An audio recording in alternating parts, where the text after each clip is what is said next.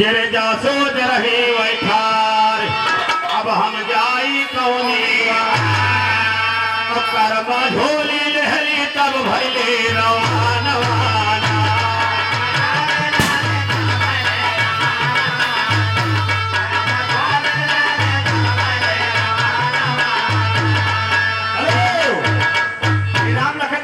फजीलापुर की पावन धरती से 101 रुपए का आशीर्वाद है। चौड़वे प्रणाम में आशीर्वाद की कामना है।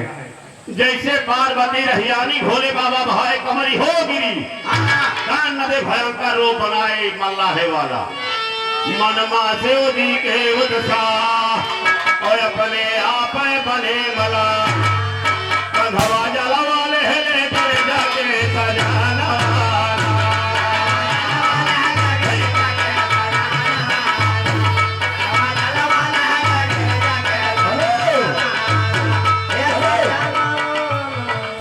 देखिए कमलेश यादव चंदापुर की पावन धरती से 51 रुपए का पुरस्कार है।